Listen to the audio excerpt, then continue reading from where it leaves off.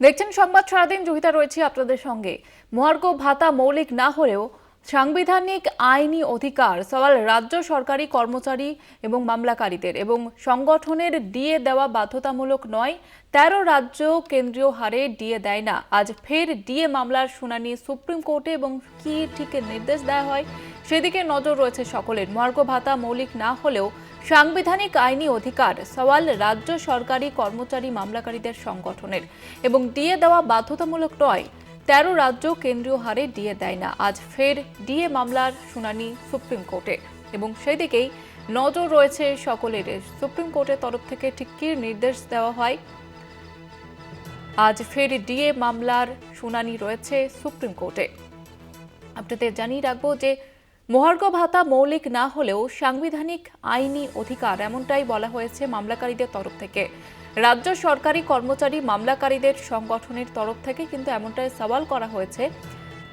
DA দেওয়া বাধ্যতামূলক নয়, ১৩টি রাজ্য কেন্দ্রীয় হারে ডিএ দেয় না, এমনটাই রাজ্যের তরফ থেকে বলা হয়েছে। আজ ফের ডিএ মামলার শুনানি রয়েছে সুপ্রিম কোর্টে, এবং ঠিক কী নির্দেশ দেওয়া হয় সেদিকে নজর রয়েছে সকলের। ডিএ মামলার শুনানি রয়েছে আজকে সুপ্রিম কোর্টে, এবং সেদিকেই কিন্তু নজর রয়েছে সকলের। আজ ফের ডিএ মামলার শুনানি সুপ্রিম কোর্টে।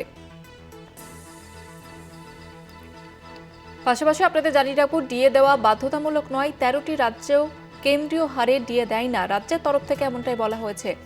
এবং যারা মামলাকারীদের তরফ থেকে বলা হয়েছে যে মহার্ঘ ভাতা মৌলিক না হলেও সাংবিধানিক আইনি অধিকার। আমাদের সঙ্গে টেলিফোন লাইনে রয়েছে আমাদের প্রতিনিধি পীযূষ কান্তি নাগ। পীযূষ কান্তি, ঠিক কি জানা যাচ্ছে? দেখো, গতকাল যে ডিএ মামলার শুনানি চলেছে তাতে পরিষ্কার যে রাজ্যের পক্ষ থেকে বলা হয় যে মহার্ঘ ভাতা কর্মচারীদের মৌলিক অধিকার নয়। রাজ্য সরকার নিজের সাধ্যমতো মহার্ঘ ভাতা কর্মচারীদের দিতে পারে। তা দেওয়ার জন্য রাজ্যকে আদালতের নির্দেশ জারি করতে হবে এমন কোনো বাধ্যবাধকতা নেই। মধ্যপ্রদেশ হাইকোর্টের একটি নির্দেশ উল্লেখ করে রাজ্যের আইনজীবী এমনটাই সওয়াল করেন সুপ্রিম কোর্টে। পশ্চিমবঙ্গ রাজ্য সরকারি কর্মচারীদের কি কেন্দ্রের সরকারি কর্মচারীদের ডিএ পেতে সমান হারে ডিএ পেতে পারে?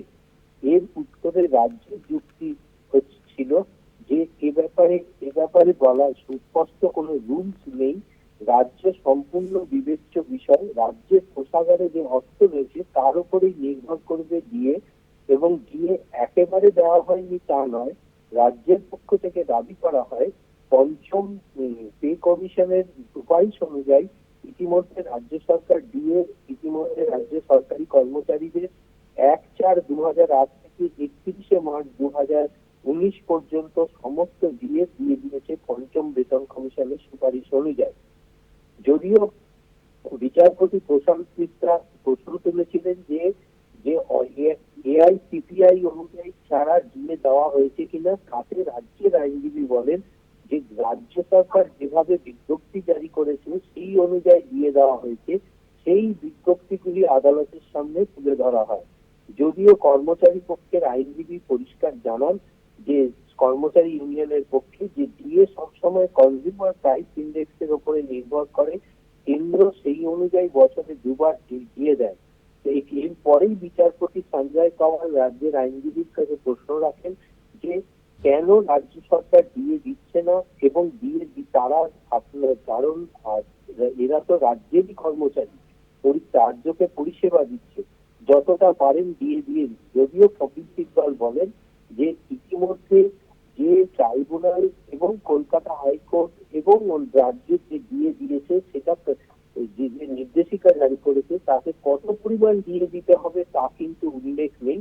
তাই রাজ্য সরকারের আইনজীবী শ্যাম দেওয়ানও বলে যে শুধুমাত্র পশ্চিমবঙ্গ নয়, এছাড়াও বহু রাজ্য আছে তারা কিন্তু কেন্দ্রীয় হারে দিয়ে দেয় না। অবশেষে গতকাল শুনানি শেষে রাজ্যের আইনজীবী কপিল সিব্বল আদালতের কাছে অনুরোধ করেন যে বিচারপতিরা যেন ভেবেচিন্তে এই ব্যাপারে নির্দেশ দেন, কারণ এটা সর্বভারতীয় স্তরে এই রায় কিন্তু প্রভাব ফেলবে, কারণ সব রাজ্য কেন্দ্রীয় হারে ডিএ প্রদান করে না। আজ ফের বুধবার ফের মামলার পুনরায় শুনানির দিন ধার্য করা হয়েছে। ধন্যবাদ জানাবো পীযূষ কান্তি।